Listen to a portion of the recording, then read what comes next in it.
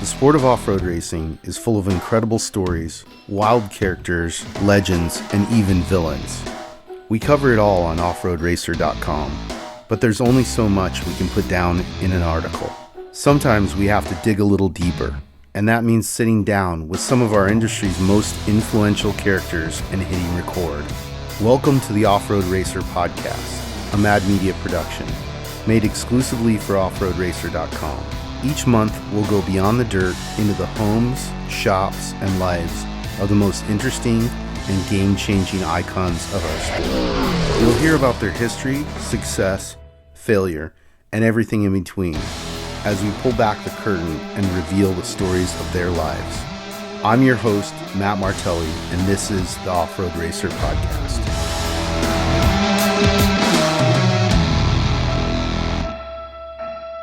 I'm Matt Martelli. This is the Off-Road Racer podcast, and I'm here with my boy, Carson Wernimont. What's up, Carson? Just another beautiful day in Southern California, and happy to be here. So can't wait till we jump into this. So. Yeah, hey, so you're grinding out right now your new car, right? Tell us about that new car.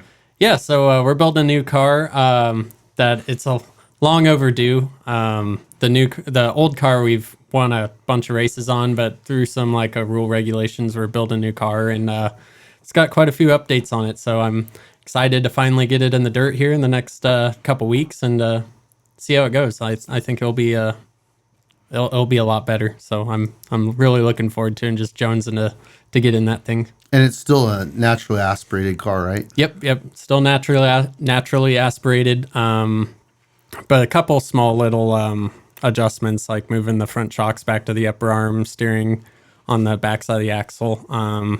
Just all kind of stock front end this time. But the rest of the car is fairly similar, but a couple updates as far as getting weight lower and a little lighter car this time.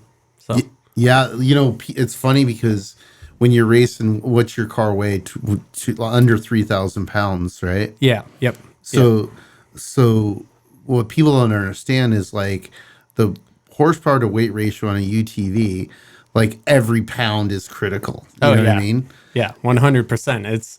We've gone out and tested before, and even just changing who's riding in the car, like going from, let's say, a big boy in the passenger seat to someone that weighs 100 pounds, you're like, holy cow, this is a big difference. Or taking the tire on and off, you're like, wow, this is a big difference here. So it's you really pick apart everything in the car, and you're like, all right, how can I take some weight off but still keep that durability factor? Because there's also a loose cannon like me driving that's jamming her into all the ditches 500 miles at a time. So yeah, you want it to still be strong. But yeah, it's funny because that idea got impressed on me with Phil Blurton and his co-driver.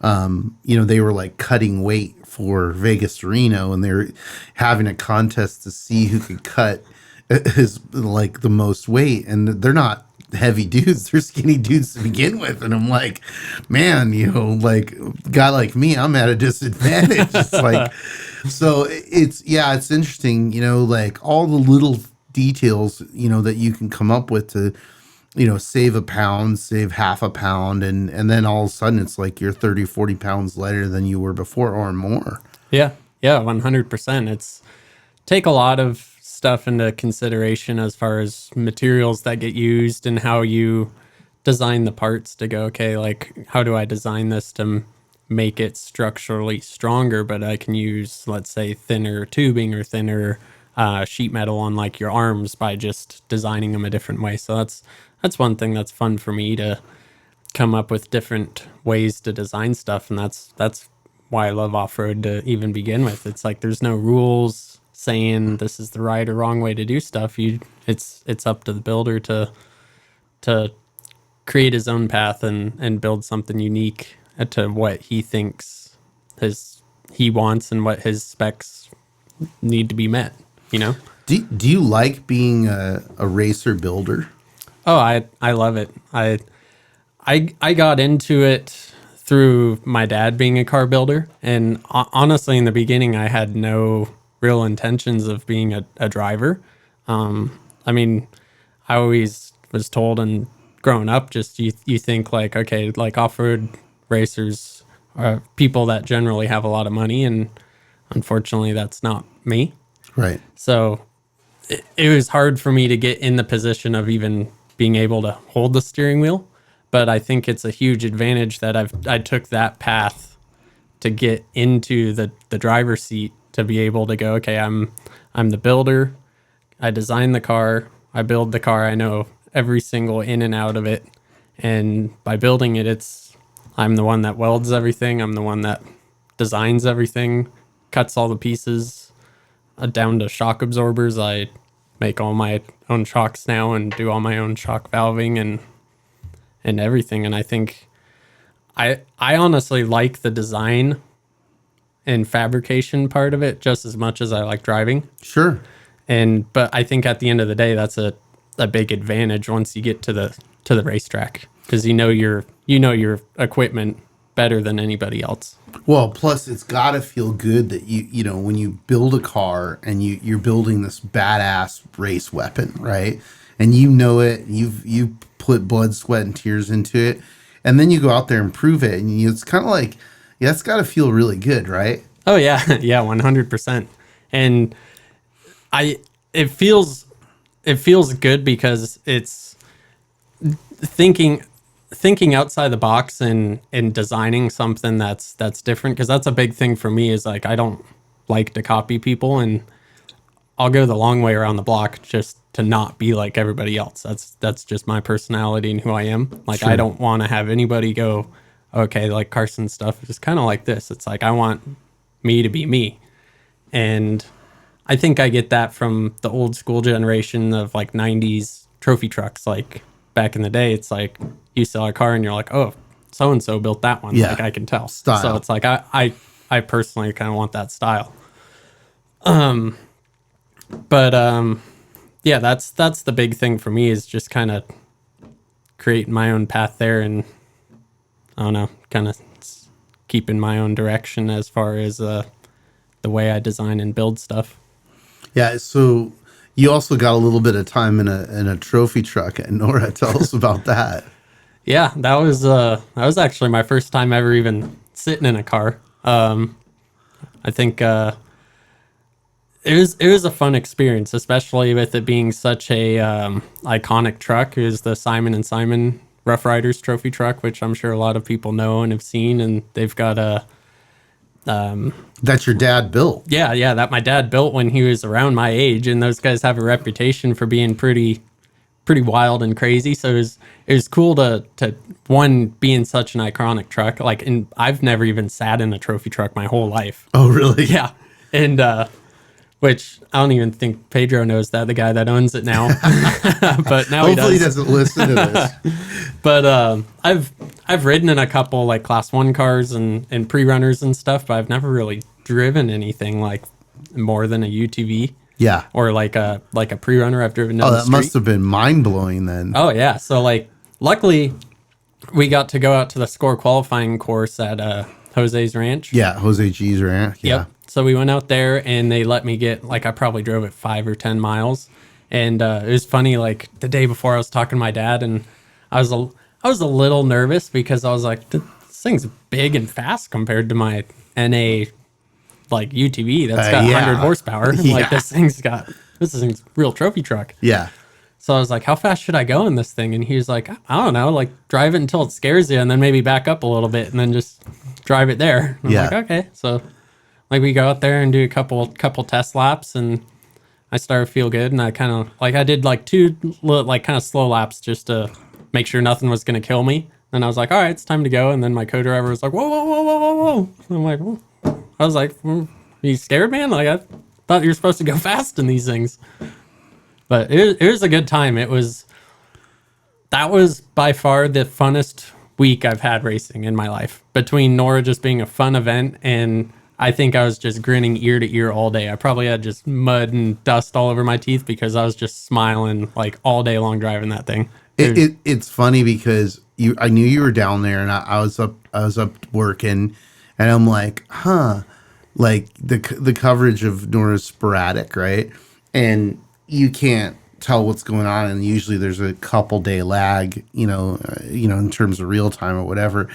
But it was a Mexican fan who posted that clip of you that I think I'm friends with. I'm not even sure who posted it, but like I'm like, I wonder how Carson's doing. Go to Instagram, and I see this clip, and you're jumping, and you're you're biking it and jumping and flying all sides. Yeah. And I'm like, oh, he's having a blast, right? It was hilarious because it was like, the universe just answered my question, with a big exclamation point, like, he's kicking ass, Oh, that was actually one of the super fun sections of like the day I drove. So I only drove one day of the event. It was 400 miles from Bay of LA to Loreto. Yeah. And we had a rough first couple days. So I started way in the back, like, I don't know, almost 100th. So I was like passing UTVs and stuff off the line. Like I was a liability driving a fast car that far back in the field. And so I was in the dust all day. And before we got to the road, like halfway going into, I don't know, I don't know all the names of the towns down there. That was my first time even driving. That's a really fun section though, too. Yeah. So we're like in this like kind of like tree section, and like I was in just mad dust, and I couldn't see anything. But like my biggest thing I've learned since day one is when you're in the dust, like you got to maintain, like you can't slow down. So I'm doing 40 miles an hour, 50 miles an hour, just driving off of what I can see flying past me. And then all of a sudden we just went wham and like hit a little buggy that was just stopped. So we knocked a bunch of the lights and stuff off the front. And after that, kind of had my tail tucked between my legs a little. I was like, man, I'm the guy that knocked the front end off of this cool, iconic truck that they did an awesome job rebuilding. Right. And then, so then we start like the second stage, and I was like, kind of forgot about that. And I was like, all right, I got like point to prove here. So like not a point to prove, but I was kind of like, all right, now it's go time. Like I'm feeling comfortable. Like, I don't know.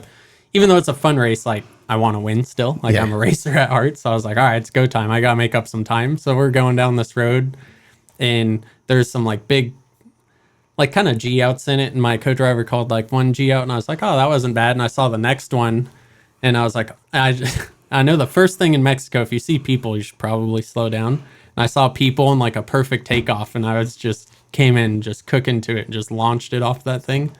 And my co-driver was like freaking out. I was like, oh, what? Like we made it. Like we're good. Yeah.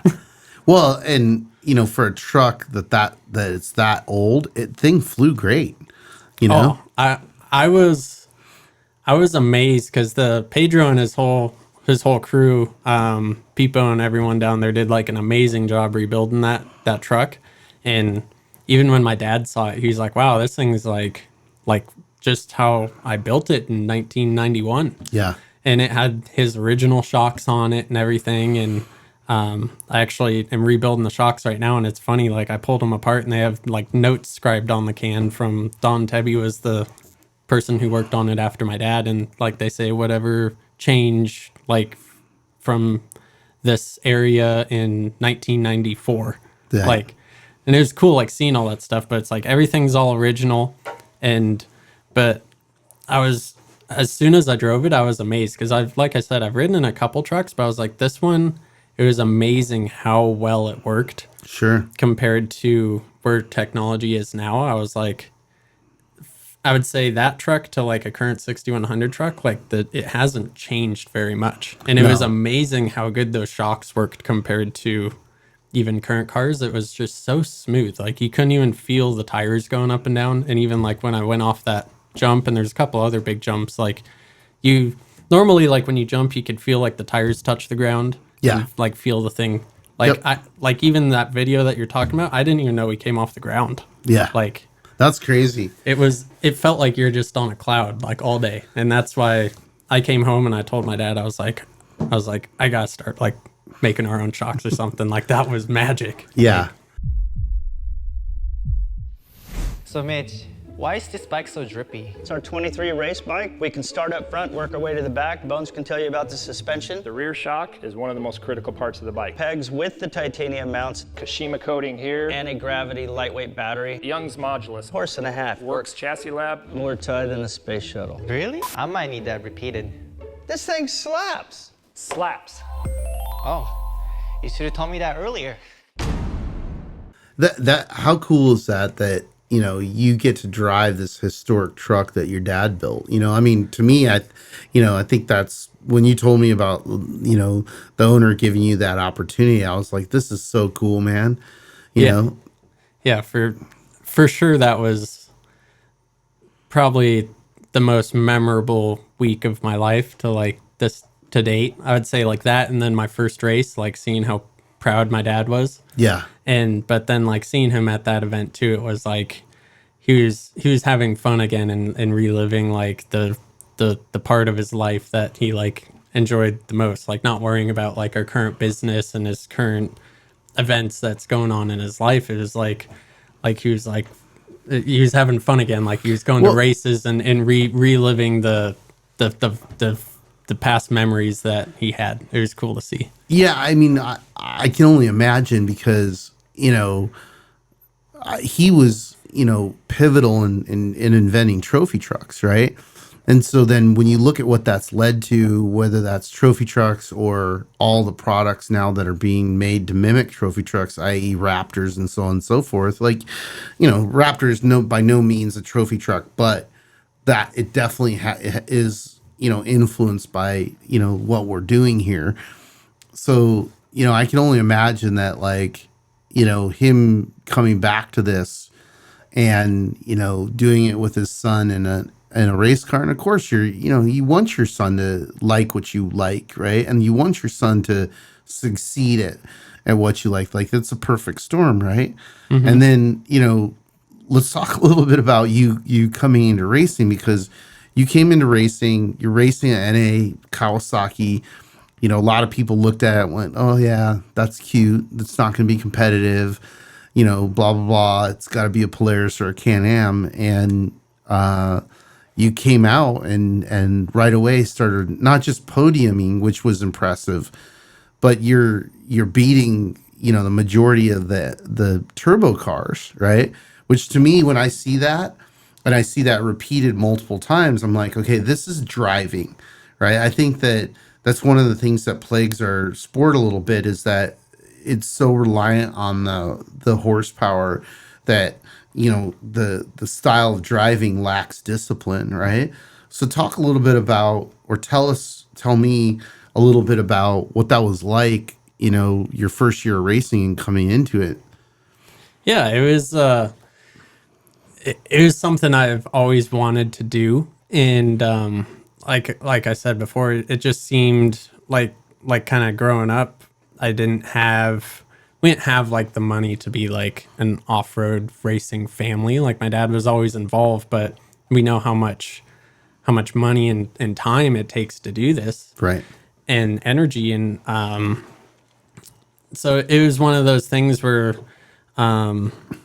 like I actually like funded a lot of the car myself. Like that was the only way we could like start it. That was kind of my dad's deal. He's like, I'm not going to buy you a race car. Like you have to build it and you have to pay for it and you have to do all the stuff. So it's like I had some money saved up that I had from rebuilding shocks for people for UTVs, and then along with maxing out some credit cards. But I wouldn't recommend starting that way. That's not the way to start. Right. But I was able to make it work, and I'm fortunate for it. But yeah, going out to our first race, we kind of picked that Kawasaki platform just because we thought it had like the best geometry and it was the best kind of robust car for racing. Right.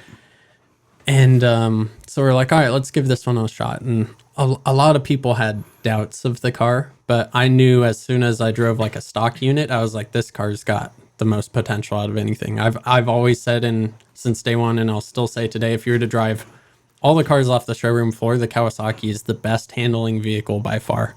Right. Like it's just so comfortable. Like it's so easy to drive. It doesn't get sideways and all crazy, and the steering's just, it's absolutely amazing to drive. So we're like, all right, this will make an awesome race car. And then just to go out there and win our first race at Parker and just come out of the gate swinging. Like I came into I didn't know what to expect. So coming out off the line, we get into midway, like halfway through our first lap, and my pit crew at the time, they're like, actually had a couple friends come out and help me. It's funny, Johnny Nelson was one of the friends that came out at the time, and he came on the radio and he was like, "Hey, you're leading by however many, I think it was like 2 minutes or something." And I just had that like thought in my head. I was like, even though it was race mile 50, I was like, "Oh shoot, like we can do this. Like we can actually win today." Yeah. And then we ended up winning that day. And after that, it's like a momentum thing. I think as soon as you get your first win, it snowballs from there, because then you just mentally, you're like, okay, I can do this. Yeah. And after that, it's just, I wouldn't say it's easy, but you know what it takes to do it. Yeah, you know what you're capable of, right? Right, exactly. So I say that for anybody, it's like your hardest win is your first win, and then after that, they just get easier. Yeah. So after luckily, I wouldn't say it was lucky. I mean, it took a lot of hard work to get there, but that first win just has made momentum all the way to where I am today, and hopefully into my future.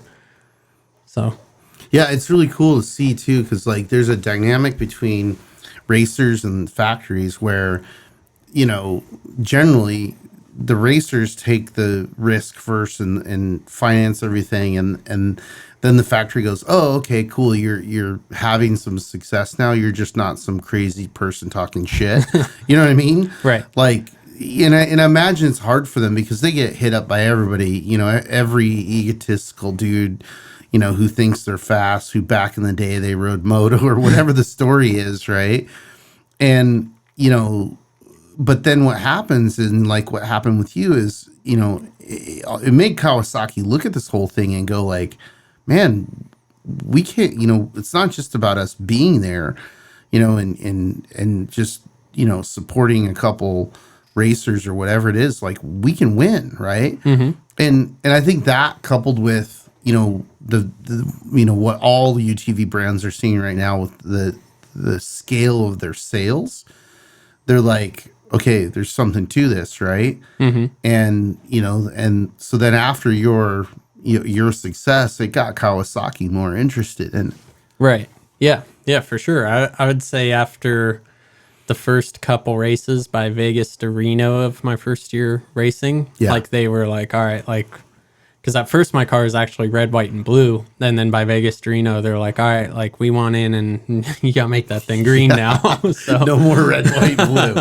Yeah, it's cool though. But like, that's the thing about this culture that's so powerful is like, at the end of the day, it is just regular people spending their own money and going out and doing something, but doing something that like creates value and shows people how good these vehicles are. Like, I agree with you that Kawasaki is probably the best built stock UTV. The reason I like it is I'm not a little dude, so when I get in it, it's actually roomier than most small cars. And for what it lacks in power, right, it makes up for in drivability and just comfort. So I really like the Kawasaki's, and I know that they have some stuff coming that's going to address the power issue. So, I think there's a lot coming. I think it's going to be really cool. But, that was a cool thing to watch and see how you handled it too. Like a lot of people, they'll come in, they'll get success, they'll go to their head, and then they just immediately just start making mistakes. And you've had a pretty good track record. You've had some races that you had mechanical issues and stuff, like normal stuff, but here you are, and I'm excited to see the new car. Like I know what you did with the old car, and I know like generationally, like where that was at, and I'm excited to see what you do in the new car. yeah, I think it will. I don't want to say catch people off guard, but it's. I look at cars like every one I build is going to be like an evolution. It's like, it's not like I'm going to throw a Hail Mary and run the other direction with my design. It's like, all right, this is a cleaned up version of it. Sure. And this is the first car that we used some like CAD design on, because from my dad, everything I know how to do is old school. And he obviously still helps with my program immensely, and works with helping. We kind of design stuff together, Yeah. I guess you could say. But we were kind of in a pinch building this car because at first we were supposed to have it done for Parker this year, but Right. all that stuff fell through, and we kind of put it on the back burner and focused on some other projects. But we were kind of in a pinch, and I actually had ID Designs help design the front end, and Ivan and Dave are good friends of mine, and they're the only really people I trusted that I could give them a project and go, okay, these are my suspension points. This is where the shock goes. This is what I want it to do. Make me something. Yeah. So they did an awesome job on the spindles and the front end, and it'll be a cool piece when it's done. So I can't wait to show everybody. Yeah, they have a shit ton of knowledge, you know, and it's funny because like they're most known for fixing everybody else's problems, right? Yep. But you know, they just got their big win with Hardin's truck with the Mint 400. And I saw Dave a little while ago, and Ivan, I was congratulating them. I'm like, I need to come over and bring you like a bottle of champagne or something, right? And they're so cool and humble. They're like, you know, it's great, yeah, blah blah. And I'm like, you got more trucks on order? And they're like, yeah, we did before that, and now after that, it just galvanized it. So, no, that's really cool. Yeah, for sure. And yeah, so I mean, I just can't wait to get that thing in just to get a project that's like building a car done is just a huge weight off your shoulders, because you just got so much stress, and it's like we're in the middle of like redoing our shop and stuff as well. So it's just, you got so many things at once that are just trying to pin you down. So it's like, I can't wait to get it done and across to the finish line. So I think the first place we'll see is probably at the Kawasaki booth at Sandsport Show. Nice. All right, Chase, number 23, it's 2023. This championship's yours. Let's show these guys what's up. Easy, boys. It's not over yet. Big dog still gotta eat. Whatever you say, big dog. Seriously? These fools think I'm fried? They know the deal.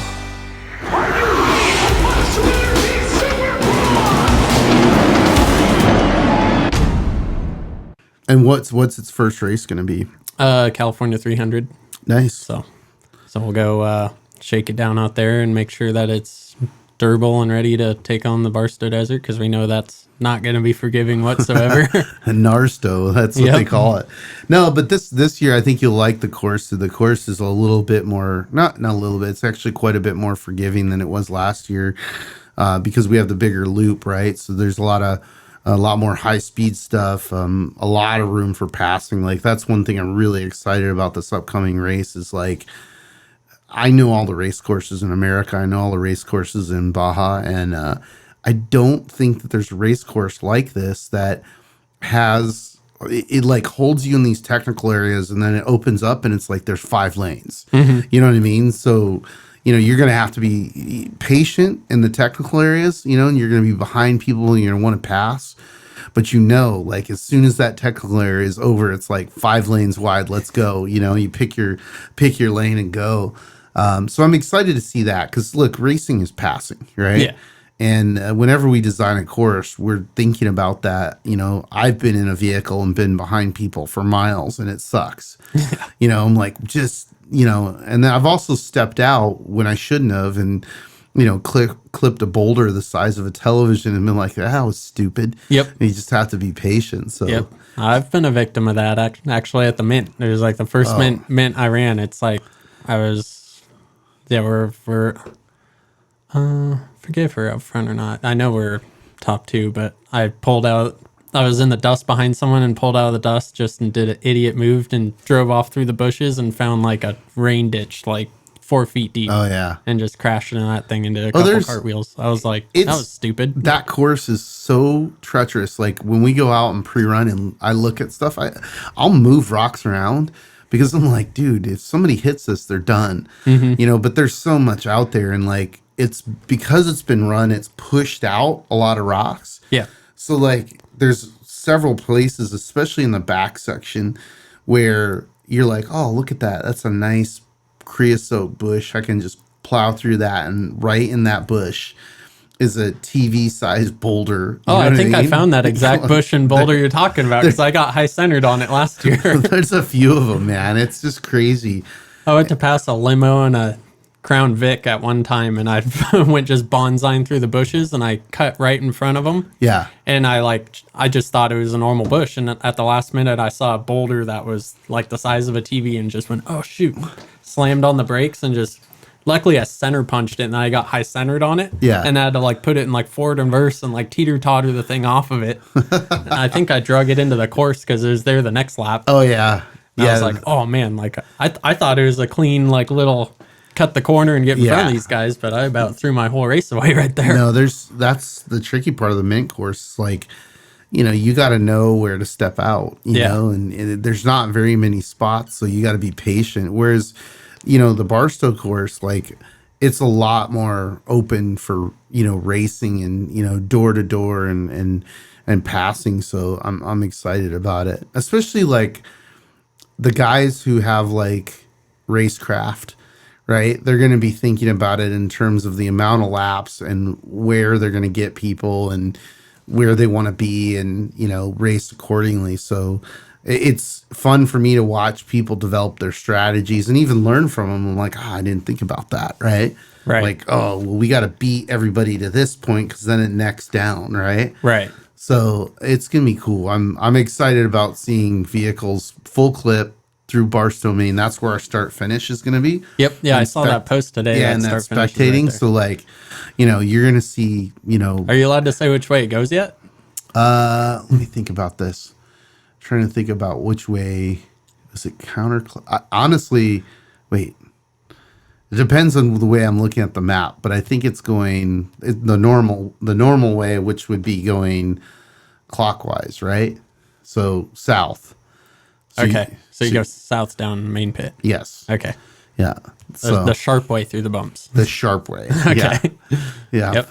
Yep. Pretty much the opposite way that everybody tests. Everybody tests going counterclockwise, right? Yeah, so they look fast for Instagram, and they're like, oh, I could go over the so bumps. sick. You're doing so well, and you're like, do it the other way. And it's like,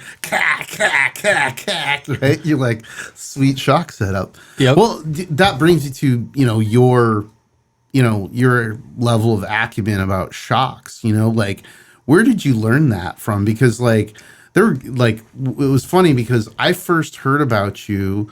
Well, I know that like you did time on, was it Deegan's team? Yeah. So I worked for Brian I was there for only a small time, like 6 months.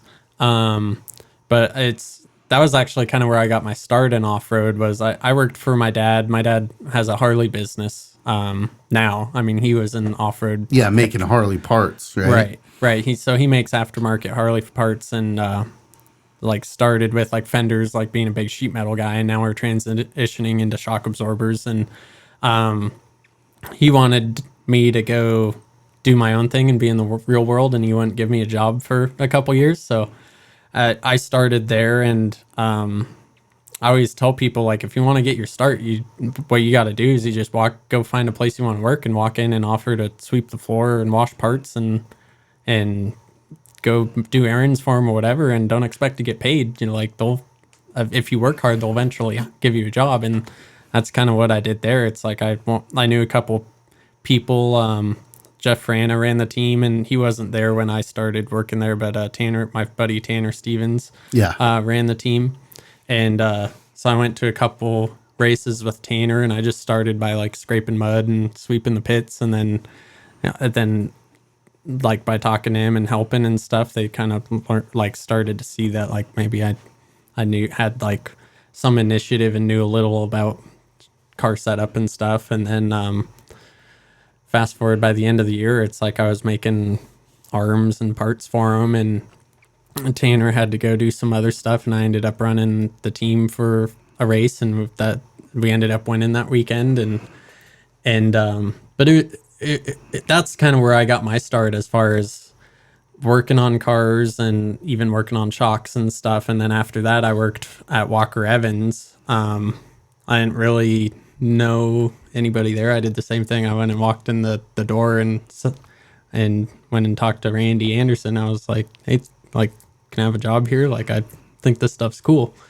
And I worked there for a year and learned a lot. And 'cause he's one of those old school guys too that has obviously done a lot for the sport and built a lot of trucks and is responsible for a lot of Walker's success. But it was cool working there because he gave me enough rope to hang myself, I guess. Sure. Because I didn't really know much about machining or shock absorbers, and I would stay after work and machine parts and play on the shock dyno, and I would go, okay, I'm gonna run this way. I'm like, okay, that didn't work. I'm gonna go this way, and I would just throw stuff at the wall and see what stuck, and I would just visually see kind of what's going on. And then after that, my dad wanted me to come back and work for him, so I went to work for him, and then I learned a lot. I would say I excelled a lot as far as how shocks working with my dad. I think a lot of people don't know, which is probably a good thing for me, but a lot of people don't know how good that guy is with shock absorbers. Sure. Just, I can't really explain it, but he's a magician. Like he's so good at just shooting in the dark, and you'll just take a shock that has never been on a car, and he'll look at the car and guess how much it weighs, see where it is on the arm, and go, okay, we're gonna do this with the shock, that with the shock, this valving, this spring, and you'll go drive it, and you'll be within 10% of where you need to be. Well, I think that's true of, a lot of the old school guys, because that was pre-computer. Mm-hmm. So they didn't have like all this tech to, look at and in many ways just, trip over, right? They just they would, guesstimate, their gut, and their gut is a computer, that's their brain. Right. And it's all this different input that they've had over the years of building vehicles, building them wrong, building them right, that they can just look at something and go, I think we need to start here. Right. I know, there's a lot of like Randy's definitely like that. Tommy Morris is another guy that's like that. Just like, I would say those are like the three guys I learned the most from shocks about. Would be like Randy, my dad, and Tommy has helped tremendously. But like the past probably 5 years of my life, like working on big car shocks, like my dad and even Tommy have helped like help me a bunch, and to where I could like go to my dad or like show him what I'm doing. And then even Tommy, there's times where like he'll call me or I'll call him and we'll talk on the phone for a couple hours about what I'm doing. And I think that's even a huge part of my success too, is having people like that I can talk to that have been around the sport so long, and not just being around the sport and building fast cars. It's like they saw the transition from going from like generally a stock pickup truck to a trophy truck. So it's when you have someone that has that knowledge of, okay, how we got from here to here, not just, okay, we started with a trophy truck, now we just turn a couple tubes and we're good to go. It's like they had a stock pickup truck that had 4 little Rancho shocks on it. Yeah. And then they paved the way of, okay, we need bigger shocks. Okay, we need bypass now. We need 2-stage springs. We need this. We need that. We need longer arms. We need longer trailing arms. And they saw the transition of what each change did to the car. So they understand it, I think, better than a lot of the people, because they didn't, like you said, they didn't have the computers. They didn't have the stuff. They said, okay, we need to run this way. And they went that way, and maybe it didn't work. So they're like, all right, let's go the other way. But they would do it and see what it did, feel what it did. And they know firsthand what all those changes made, because they probably messed up more stuff than anybody else. And that's how they learn and know. Of course. But like that jump, was probably the biggest jump in the history of off-road, because like you were saying, like when you look at, just the past few years, like the evolution of the technology hasn't been that drastic. I mean, there's things, there's, hubs and. I think that Mason has done a good job with the transition to 4-wheel drive. Definitely. 4-wheel drive obviously isn't new, but they're the first people I've seen that have have made it reliable and Yeah. made it work very well. So I think they've probably done the best job as far as transitioning. Yeah, and the thing I like about Neil and his brother is that they could just, at this point, there's waiting list. It's 2 years long. They could kind of phone it in, but they're not doing that. They're making a new 4-wheel drive, right? They're making a new version of it, and like I just love that about our culture is like, you have these guys like your dad, Tommy, Lynn Cheneth. It was funny because when I was talking to him, he's like, I got another car build in me. I want to try some stuff, I'm like, cool. I'm like, don't look at me. I can't weld to save my life, but I think it's cool. So, but back to you learning that stuff. I think that's one important thing too, is like, you have enough humility to like listen to these old timers, right? Not just your dad, but like guys like Tommy Morris, guys like Randy.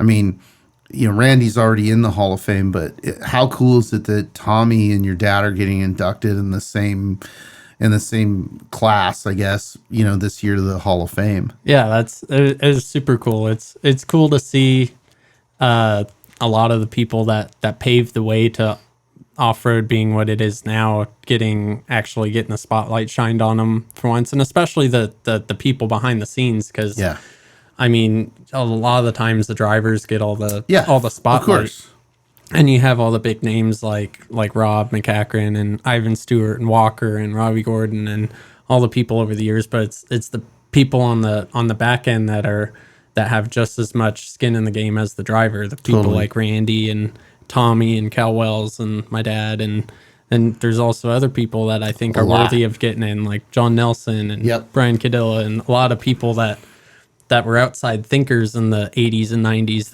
that paved the way to where we are today.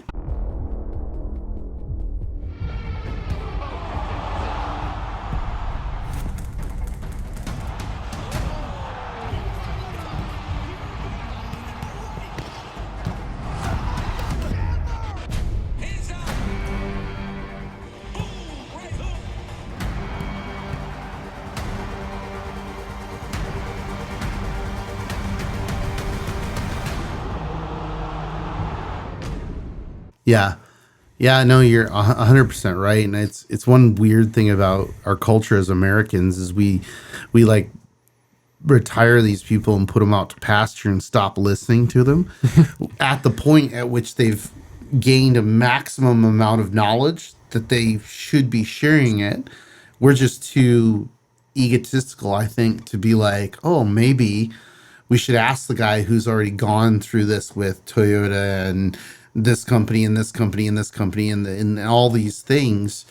And then, in some of those, like with PPI, they had some serious budget, they were able to do things that to this day, people don't really have the budget for. Right.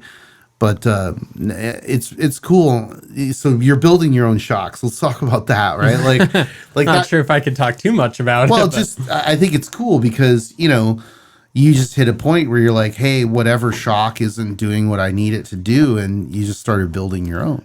I wouldn't say it's not doing what I want it to do. I think that I've always said you can make all the shocks work. I don't care what labels on the outside.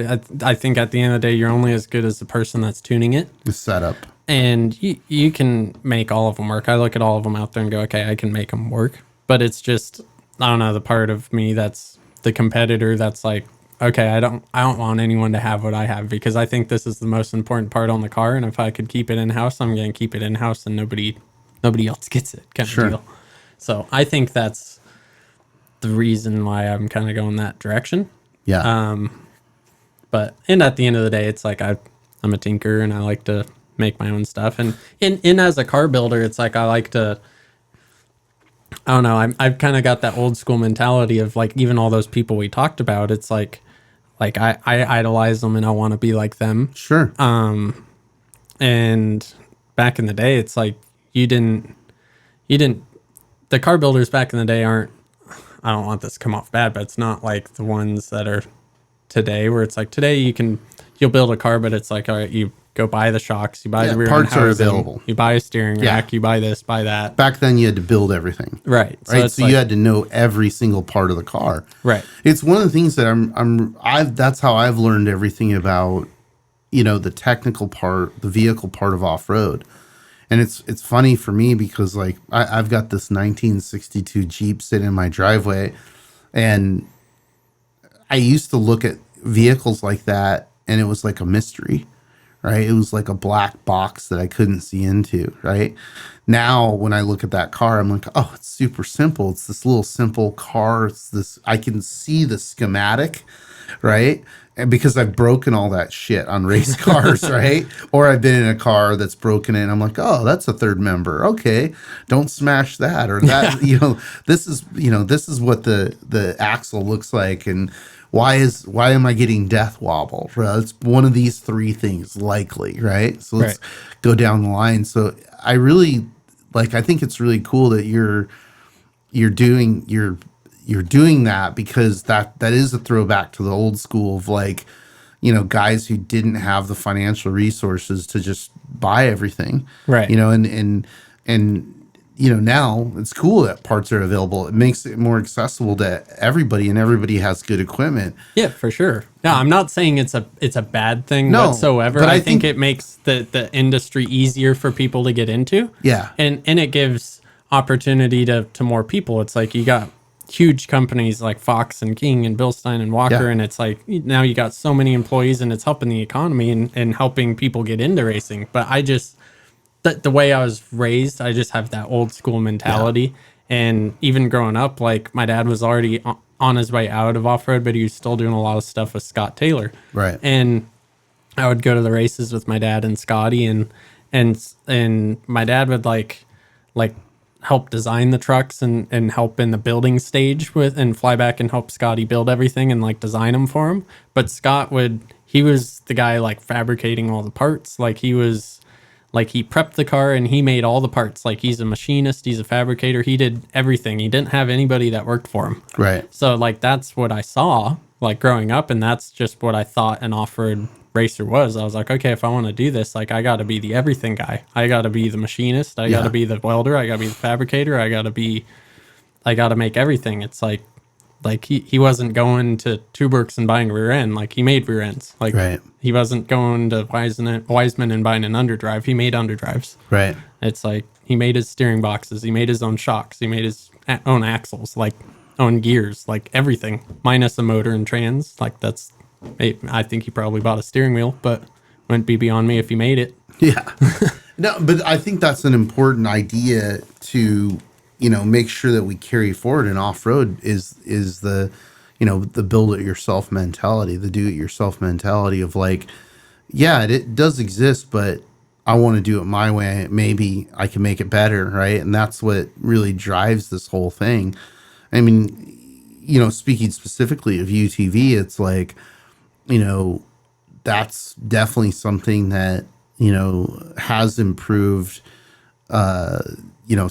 production UTVs is what we've done in racing. I mean, the first UTVs were farm equipment, and we were modified, and it was like, okay, now it's this race vehicle, and that's where all the sport UTVs came from is, the factories looked at what we were all doing and they're like, that's a good idea. Mm-hmm. That does make it stronger and better, and it can go faster. And now we have stock UTVs that do 100 miles an hour, right? Yep. Which is cool as shit to me. Oh yeah. But back to, the build it yourself mentality. It was interesting because like, as we were like, the leaders of the whole UTV movement, I was also looking at that going, man, we got to make sure we preserve the idea of the build it yourself mentality, because we don't want to kill that and make it this thing of like, oh, you just go buy a race car and you don't tinker on it and you don't get hands on. Because I think that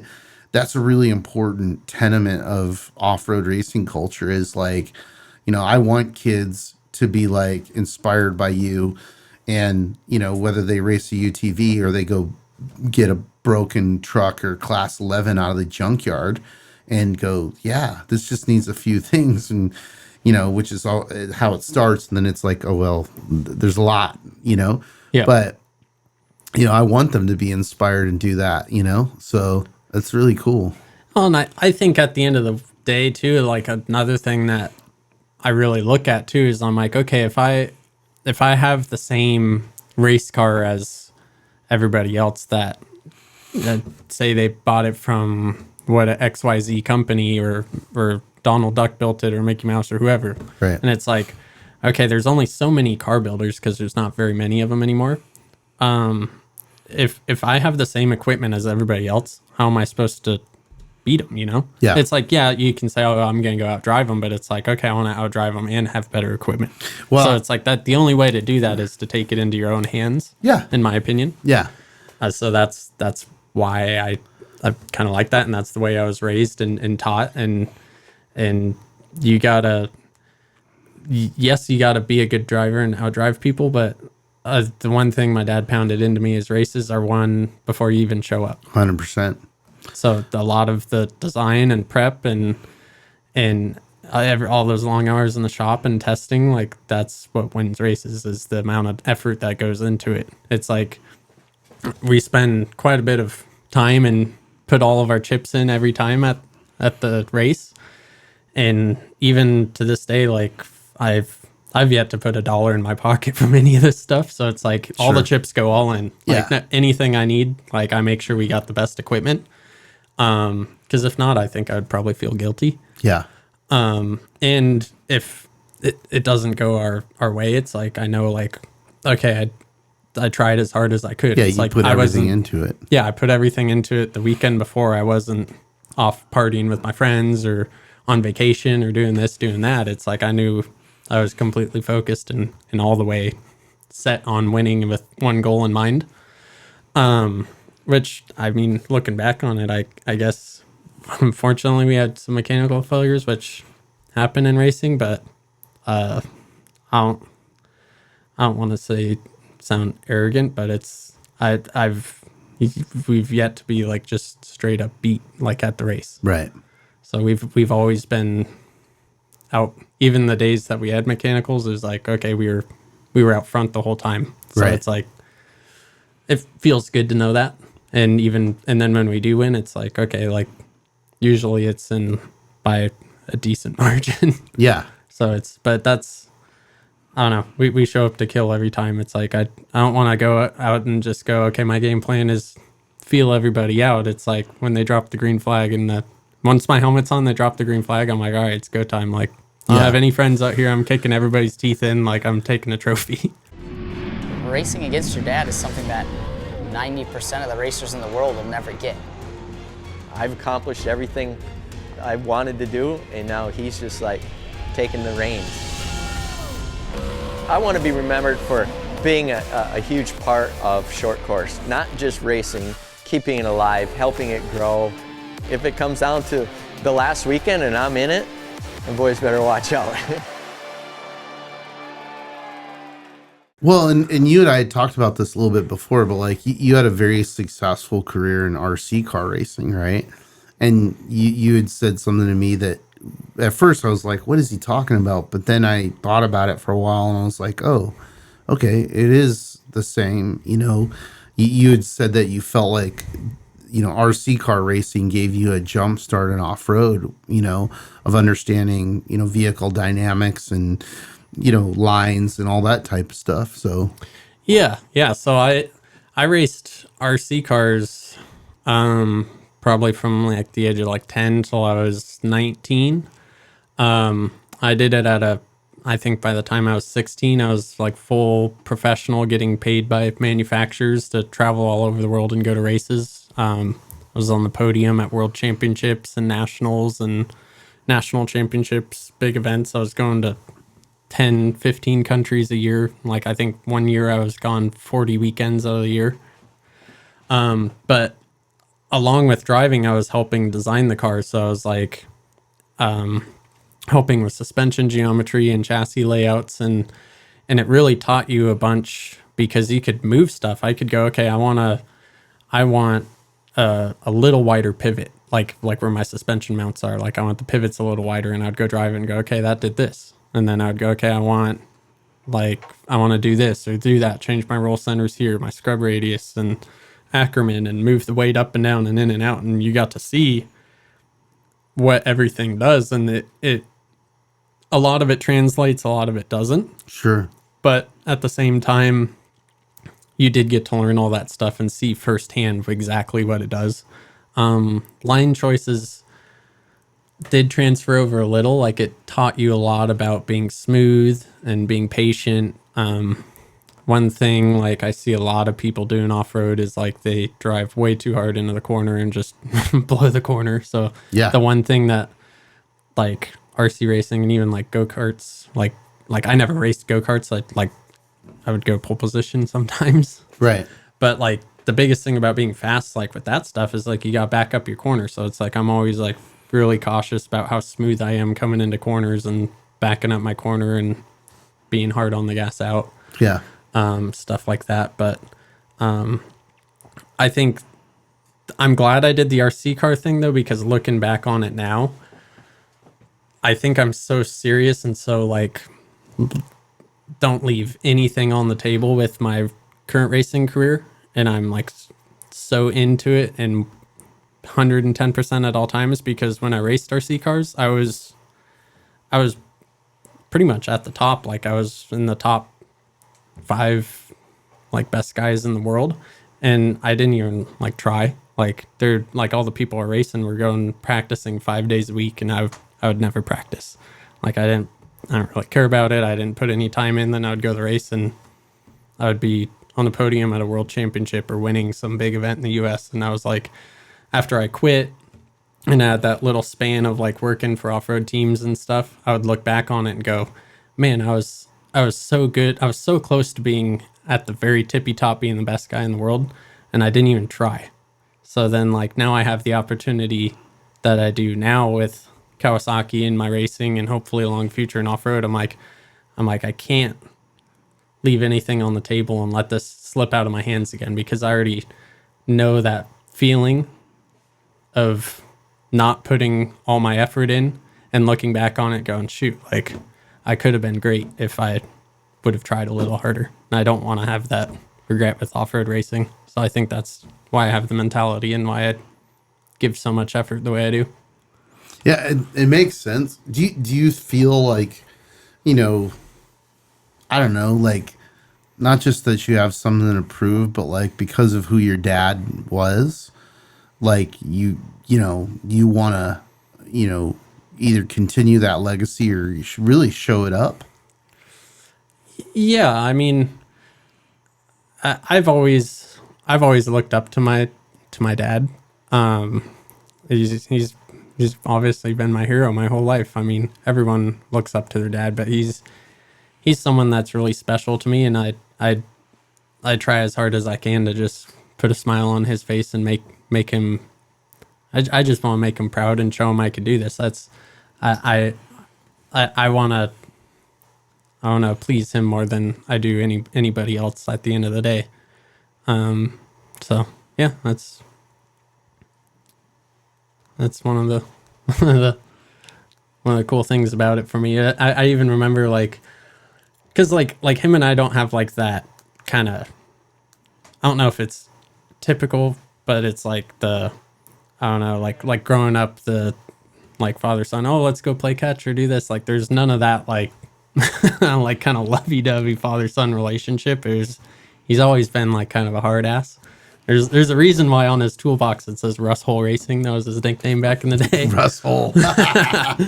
But I remember at Parker when I came around the first lap and we're leading by a couple minutes already, and he was like, he was damn near standing in the middle of a race course, like cheering, like go go go, and he came on the radio and said like keep going, you're in the lead, and I like had like a tear run down my eye in my helmet. I was like, oh shit, like this is cool. Like I've never seen him like that proud of me before. That was the coolest experience to me, and it's like I always kind of chase that still going down the road to kind of make him proud of me, because I know I've got big shoes to fill, but it's like I've I just want to make him proud and show him I could do this. But you're like I've known you for a while. You're ambitious, right? And so I have no doubt, you're going to continue to build on the success that you've had thus far. But I think that part of that comes from, his experience in life. Like he flew out here, went to PPI, swept the floor there, and eventually got a job, and was from the Midwest, like was not a guy in the know or any of that stuff. So you took a big risk, coming out here and trying to get on, right? And he did. And it's interesting too, in seeing that, like, I was talking to Tommy Morris about it, and Tommy was like, okay, here's this guy who showed up, swept the floor, learned all he could learn, at PPI, and then left and became their biggest competitor, right?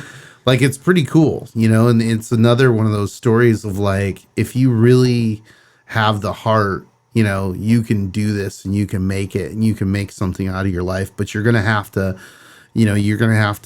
throw your ego out and start by sweeping the floor, Yeah. just like you did. That's why when you were telling me that story, I'm like, this sounds familiar, right? Yep. Like father, like son. Yeah, my dad made me start the same place he started. He's like, and he told me to go do that. He's like, okay, if you want in and you want to do this, like, go drive to Brian's shop, Tanner, go walk in there and start tell him like, hey, do you need help cleaning parts? I'll clean all the fenders and bedsides and scrape all the mud. And that's what I did to get my start. And I remember, because there was one period where I was trying to save some money when I was like a teenager to buy like a 1600 buggy, and there was one back east, and I didn't have quite like enough money for it.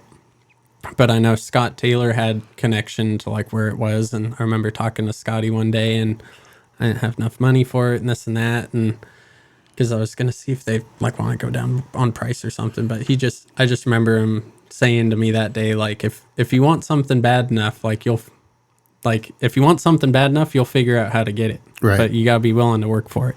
Yep. So it's like that kind of stuck with me for a long time. Like you can do anything you want. You just gotta, if you want it bad enough, you'll do whatever it takes to get there. Yeah, it's that funny thing. Like, I had one of my mentors say this to me one time, and it really stuck. He's like, I can teach you everything, but I can't teach you desire, right? You have to have it within you that this is all you want, and you're willing to do whatever it takes, right? Mm-hmm. And then everything else I can teach you, but, and I say that to all the guys who work for me now that come in, and they don't know anything, and it's like, look, we'll show you, this world of doing media and content and all this kind of stuff, but like, you're gonna have to work your ass off. This isn't Hollywood, there's no 20-minute breaks every 2 hours with a fucking smoothie. You know what I mean?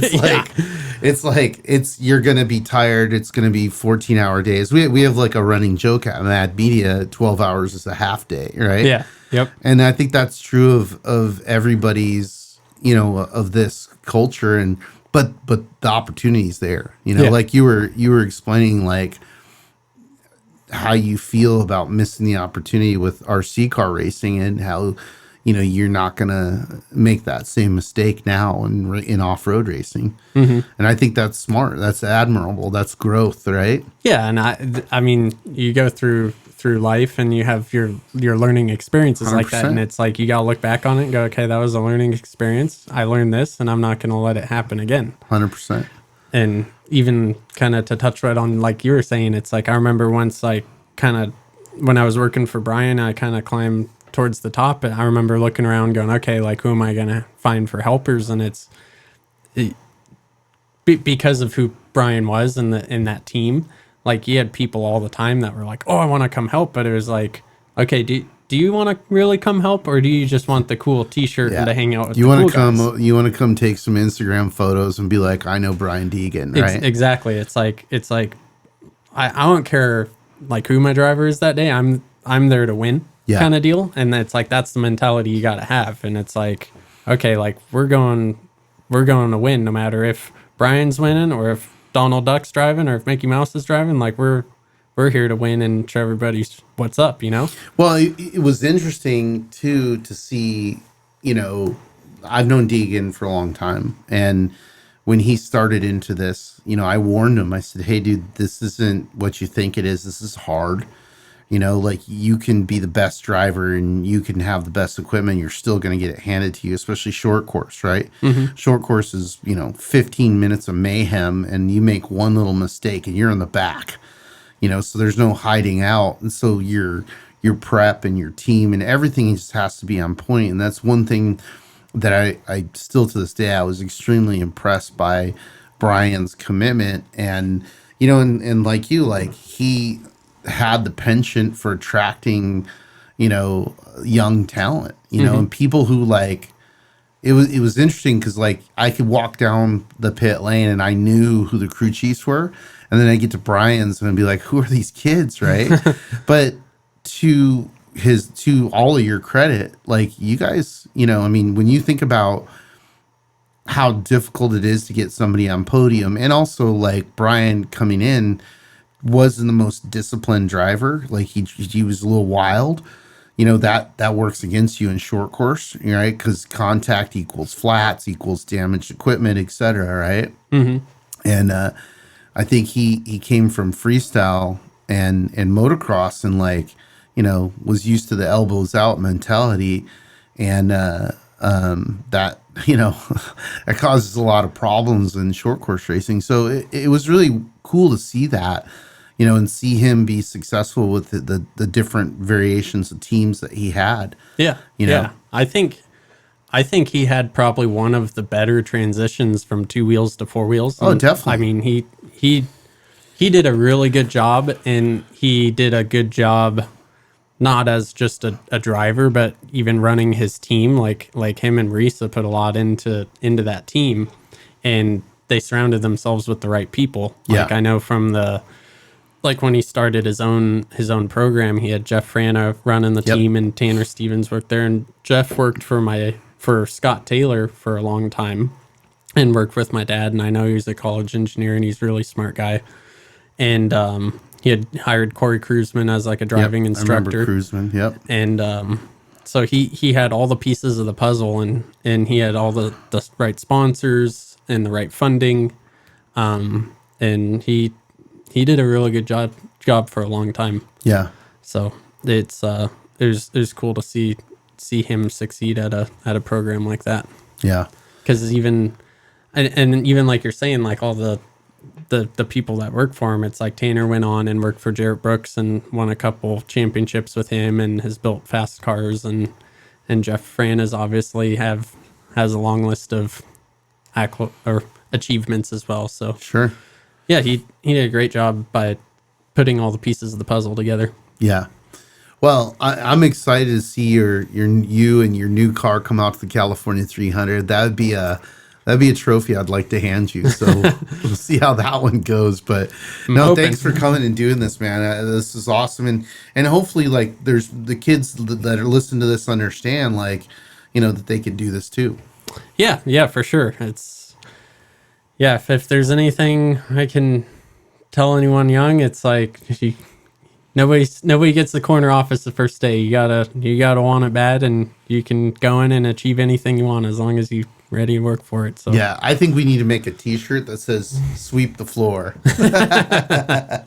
Hashtag. Yeah, exactly. Right on. Thanks for coming, All right. brother. Thank you. Appreciate it.